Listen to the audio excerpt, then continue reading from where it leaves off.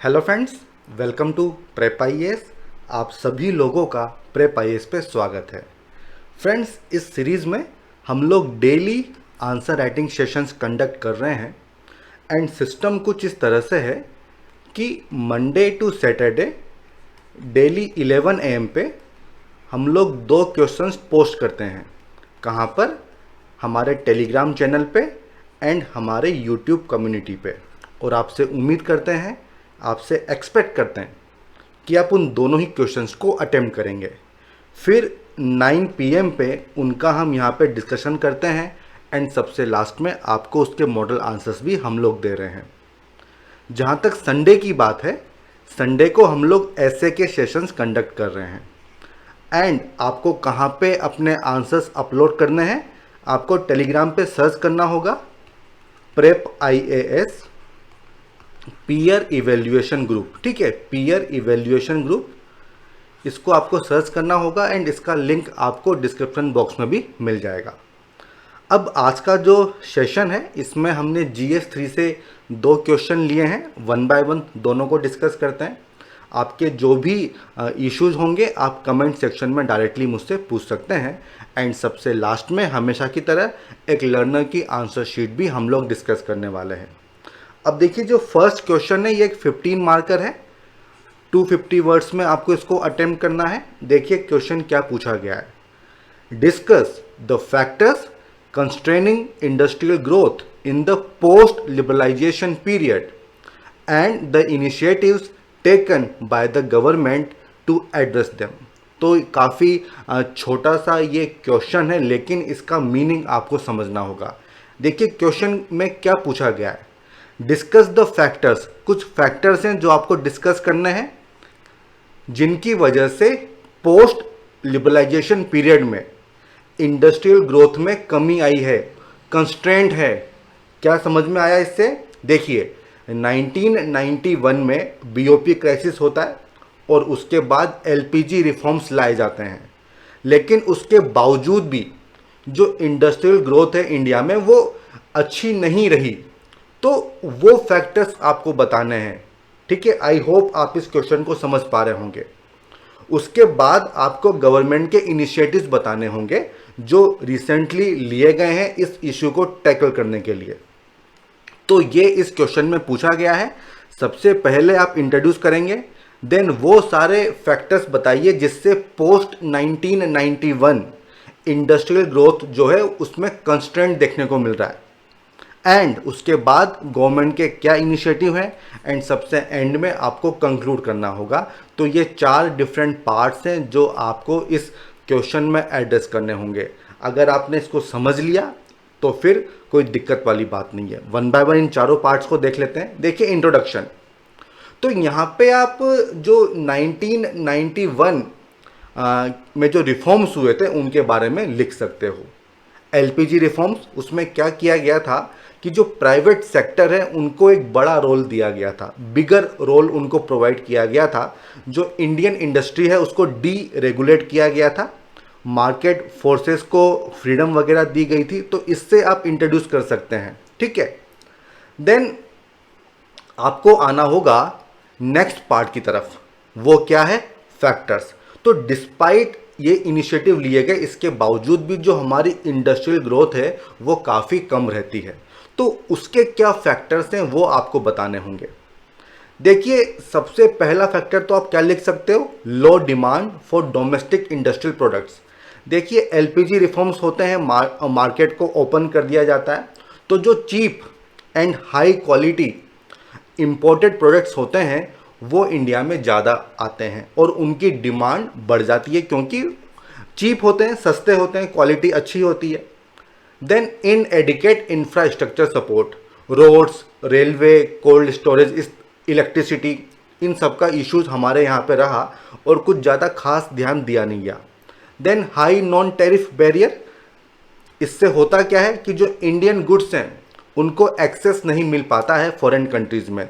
High non tariff barriers, ये आपने पढ़ा भी होगा जब आप WTO पढ़ते हैं। ठीक है, देन ह्यूमन रिसोर्सेज इश्यूज, हमारे यहाँ पे जो लेबर्स हैं स्किल का इशू है, ट्रेनिंग का इशू है, तो वो एक इशू आ जाता है।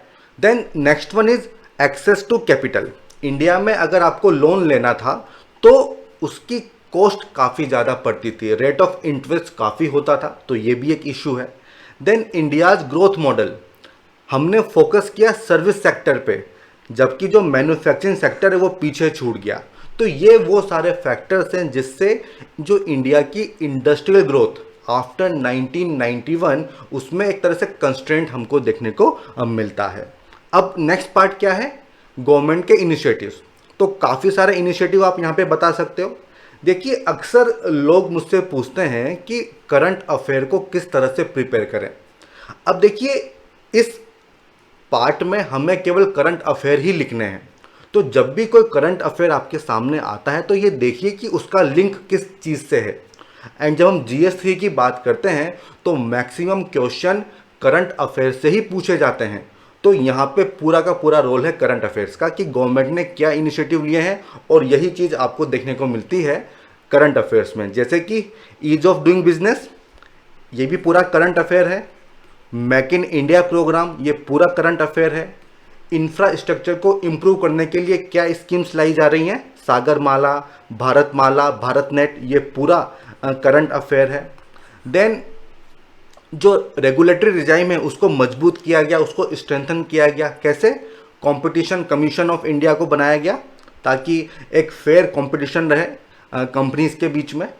देन इन्वेस्टमेंट अच्छे से हो, तो पहले तो था फेरा, FERA foreign exchange regulation act, उसकी जगह FEMA फेमा को लाया गया, फॉरेन एक्सचेंज मैनेजमेंट एक्ट, तो ये भी आप यहाँ पे लिख सकते हैं। तो ये तमाम चीज़ें आपको लिखनी होगी, initiative taken by the government. इसके अलावा मुद्रा स्कीम, SEZ, ताकि जो ऑपरेटिंग एंड प्रोडक्शन कॉस्ट है वो कम हो सके और जो हमारे प्रोडक्ट्स हैं वो कॉम्पिटिटिव बन पाएँ। देन लैंड एक्विजिशन का इशू होता है, काफ़ी कुछ इशू है लैंड एक्विजिशन का, तो उसके लिए एक्ट लाया गया था 2013 में, जिसकी वजह से ये प्रोसेस सिंप्लीफाई हो जाए।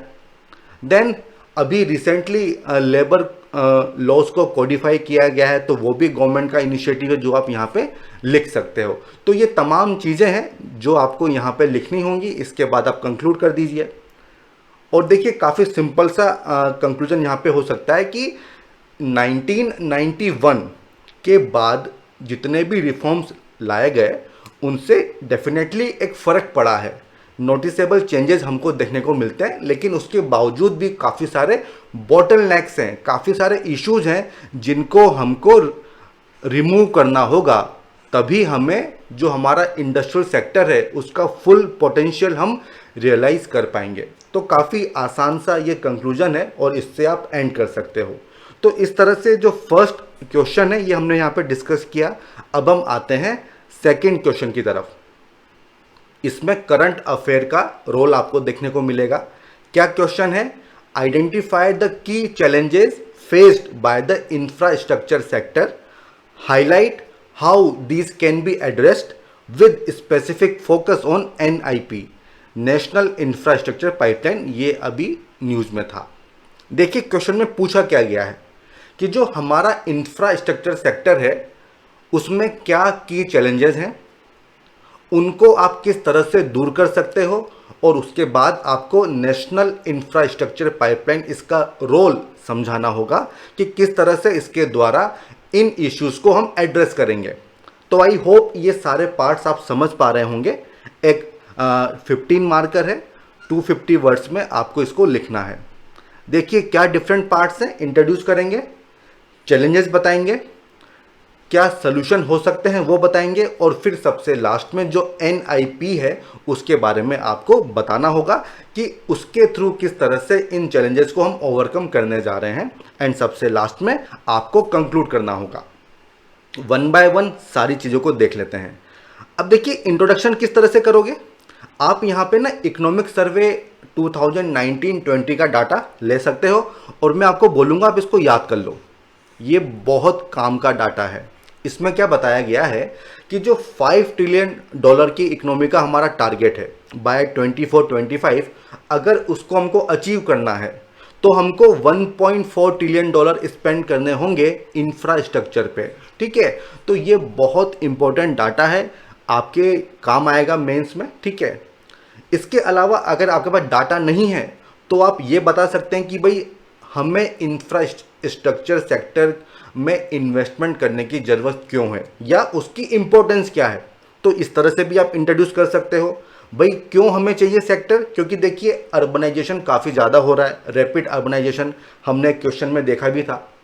वर्किंग एज पॉपुलेशन बढ़ रही है, हमको कॉम्पिटिटिवनेस बढ़ानी है, क्लाइमेट चेंज हो रहा है, डिजास्टर रेजिलियंस इंफ्रास्ट्रक्चर की हम बात करते हैं। तो इन सब के चलते जो हमारा इंफ्रास्ट्रक्चर सेक्टर है इसमें एक ओवरहॉल करने की ज़रूरत है। तो ये भी एक अच्छा इंट्रोडक्शन माना जाएगा।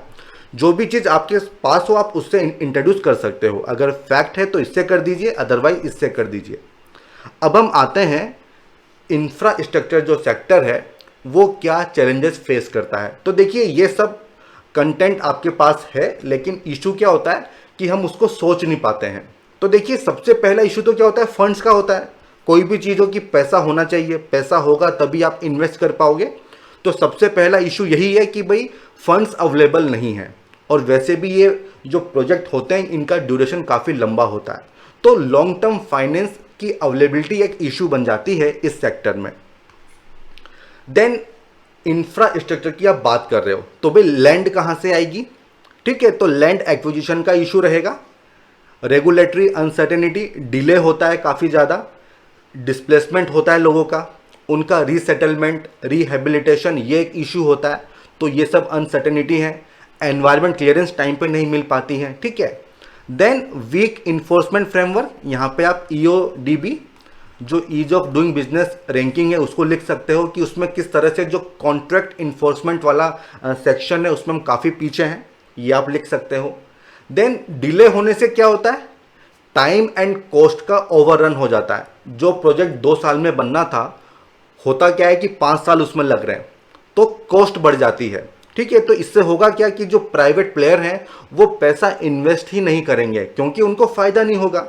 क्योंकि जो प्रोजेक्ट 2 साल में होने वाला था अब वो अगर 5 साल में हो रहा है तो कितना इंटरेस्ट लग जाएगा पैसे के ऊपर, आप इस तरह से सोचिए, ठीक है। तो टाइम एंड कॉस्ट ओवररन, तो ये हो गया चैलेंजेस। अब किस तरह से इनको ओवरकम करोगे, क्या सोल्यूशन दे पाओगे। सबसे पहला लैंड एक्विजिशन, इस इशू को आपको एड्रेस करना होगा, ठीक है। देखो होता क्या है कि जो आपने बताए हैं चैलेंजेस, तो उन सभी के कुछ ना कुछ सोल्यूशन आप यहाँ पे दे दीजिए। आपने बात की कि कॉन्ट्रैक्ट में काफ़ी इश्यूज होते हैं, तो यहाँ बता दीजिए कि डिस्प्यूट रिजोल्यूशन हमको सही से करना होगा, ठीक है। फास्ट ट्रैक बेसिस पे इसको करना होगा, फास्ट ट्रैक बेसिस पे ये बता दीजिए। देन इन्वेस्टमेंट का इशू है, किस तरह से सॉल्व करोगे। लॉन्ग टर्म फाइनेंसिंग होनी चाहिए, जो अल्टरनेट हैं उनको हमको देखना होगा, जैसे कि म्यूनिसिपल बॉन्ड्स वगैरह होते हैं। तो इस तरह से हमको लॉन्ग टर्म फाइनेंस की व्यवस्था करनी होगी। अब प्राइवेट प्लेयर के क्या इश्यूज हैं उनको दूर करो। तो देखिए हम बात करते हैं PPP पब्लिक प्राइवेट पार्टनरशिप की। तो इसमें क्या होता है कि प्राइवेट सेक्टर काफ़ी सारी रिस्क उसके साथ होती है, तो उसको हमको देखना होगा। तो ये चीज़ भी आप यहाँ पे लिख सकते हो कि जो प्राइवेट प्लेयर हैं उनके जो भी इश्यूज हैं उनको हमको दूर करना चाहिए। अब इसके बाद पूछा क्या गया है, नेशनल इंफ्रास्ट्रक्चर पाइपलाइन, तो थोड़ा सा उसके बारे में बता दीजिए। दरअसल जो 2019-20 की बजट स्पीच थी उसमें इसके बारे में बात की गई थी। उसके बाद एक टास्क फोर्स भी बनाई गई थी और उसके हेड कौन थे, अतानु चक्रबोर्ती। तो ये नाम आप याद कर लीजिए, इस पे क्वेश्चन आ सकता है प्रीलिम्स में कि टास्क फोर्स के हेड कौन थे, ठीक है।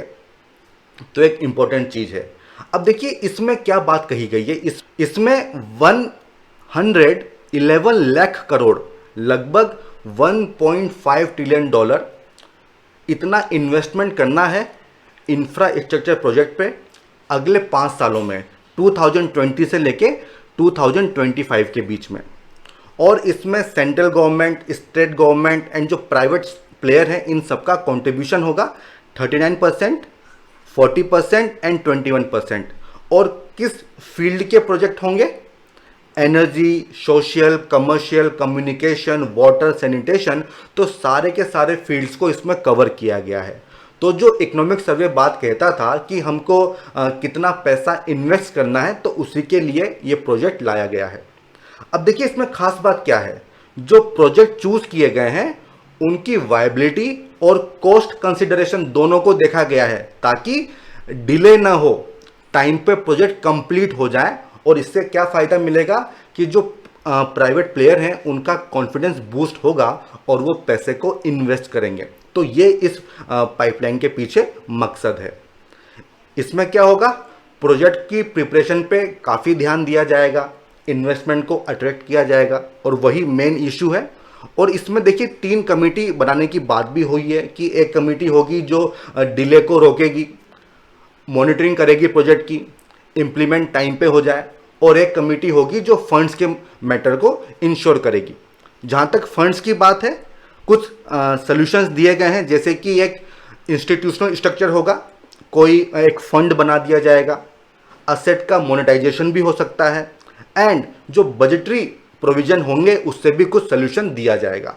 तो ये सब चीज़ें डाली गई है नेशनल इंफ्रास्ट्रक्चर पाइपलाइन में, ताकि जो इशू ये फील्ड फेस कर रहा है वो दूर किए जा सके। अब कंक्लूजन किस तरह से करोगे, आप यहाँ पे इंपॉर्टेंस बता दो। क्या इंपॉर्टेंस है कि अगर एनआईपी हम अच्छे से इंप्लीमेंट करेंगे तो इससे ज़्यादा इन्वेस्टमेंट आएगा इस सेक्टर में।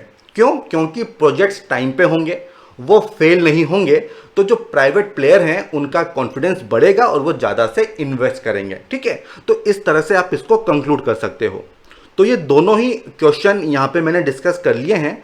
अब हम बढ़ते हैं हमारे नेक्स्ट सेगमेंट की तरफ और एक लर्नर की आंसर शीट हम देखते हैं।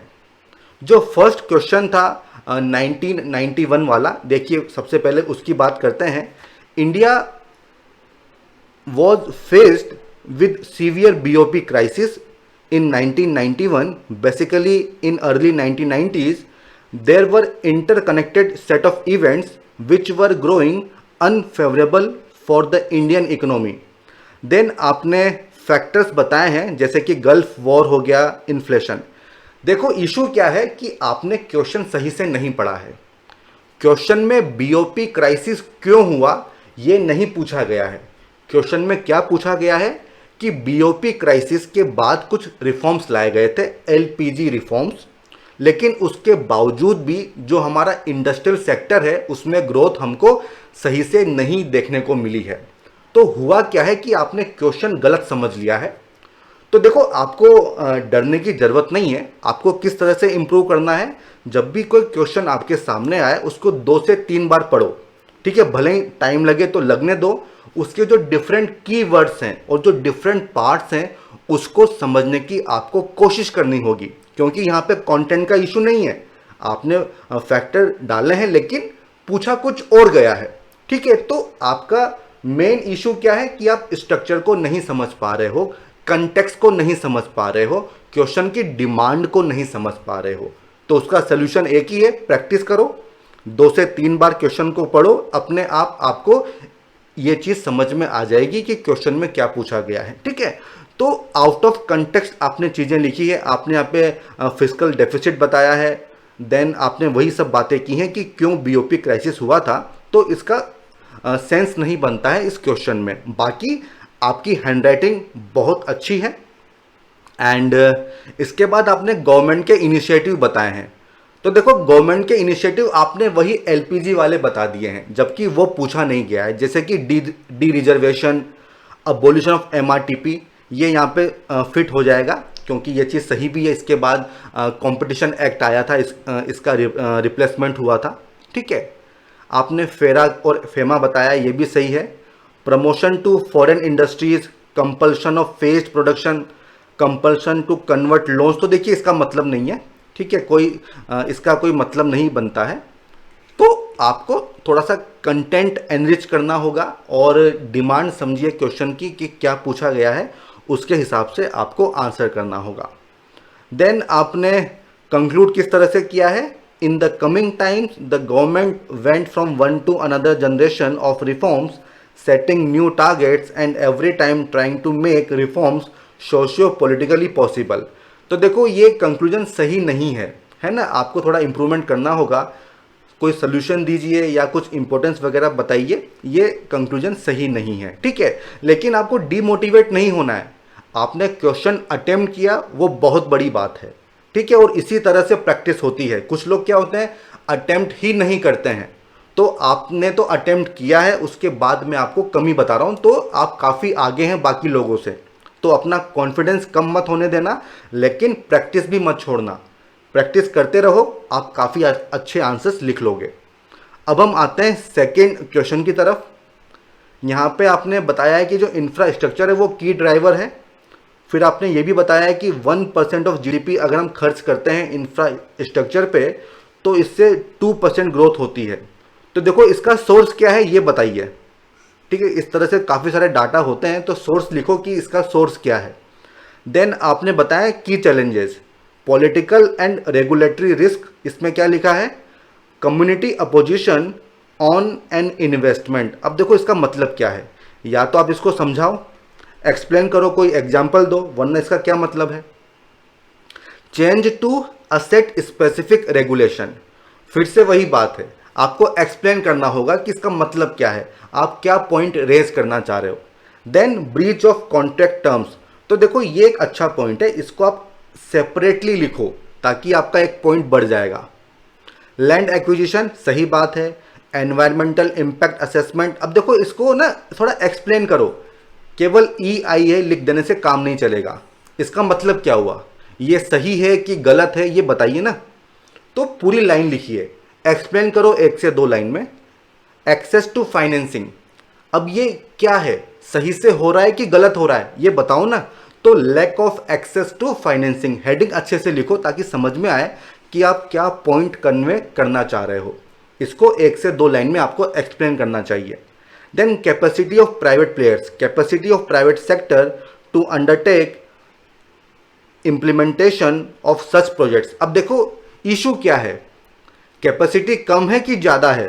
तो आप समझ रहे हैं मैं क्या कहना चाह रहा हूं, जो मैसेज आप कन्वे करना चाह रहे हैं वो पूरा का पूरा कंप्लीट होना चाहिए। आपको यहां पे लिखना चाहिए inadequate capacity of private players, इस तरह से आप लिखिए, ठीक है।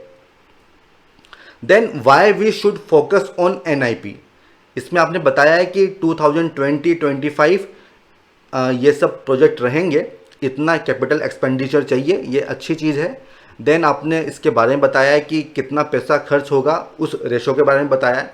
देखिए रेशो एक बार चेक करना, क्योंकि मुझे भी 2 सोर्स मिले हैं, एक में ये वाला दिया हुआ है, एक में 39, 40, 21 दिया हुआ है। तो एक बार आप इसको चेक कीजिएगा, ठीक है। देन आपने लिखा है कि impact of NIP in infrastructure sector and benefits of NIP ये इमेंस हैं, बट बताइए ना कि कैसे है, थोड़ा एक्सप्लेन आपको करना होगा। अच्छा यहाँ पे आपने एक्सप्लेन किया है वाई NIP, तो पॉइंट्स आपने सारे लिखे हैं, उसका कोई इशू नहीं है, कंटेंट का इशू नहीं है, लेकिन थोड़ा सा एक्सप्लेन कर देते तो अच्छा रहता क्योंकि ये की डिमांड है, ठीक है। इसके बाद आपने कंक्लूड किया है, if the concerns regarding physical availability are address properly NIP would be a massive exercise to realise the vision of, थोड़ा स्पेलिंग देखो, ये स्पेलिंग सही नहीं है विजन की, ऑफ बिकमिंग अ 5 ट्रिलियन। तो ये ठीक है, आपने कंक्लूजन सही किया है। तो ऑब्जर्वेशन क्या है, एक तो आपने काफ़ी छोटा आंसर लिखा है, ठीक है। आप अपनी आंसर शीट देखिएगा, बहुत सारा ब्लैंक स्पेस आपने छोड़ा हुआ है। तो शॉर्ट आंसर है, एटलीस्ट जो स्पेस है वो आपको पूरा कवर करना है, 250 वर्ड्स में आपको लिखना है। और कंटेंट थोड़ा एनरिच कीजिए, क्या क्या कंटेंट हो सकता है ये ऑलरेडी मैंने आपको बता दिया है, ठीक है। तो दोनों ही क्वेश्चन हमने डिस्कस भी कर लिए हैं और आंसर शीट भी हमने देख ली है। तो हमारा ये लेक्चर हम यहीं पे कंक्लूड करते हैं। आपके जो भी डाउट हैं आप कमेंट सेक्शन में डायरेक्टली मुझसे पूछ सकते हो, ठीक है। एंड अगर आपको ये लेक्चर अच्छा लगा हो, ये वीडियो अच्छा लगा हो, तो इसे डेफिनेटली लाइक कीजिए और हमारे चैनल को सब्सक्राइब कीजिए, ठीक है friends. Goodbye, all the best.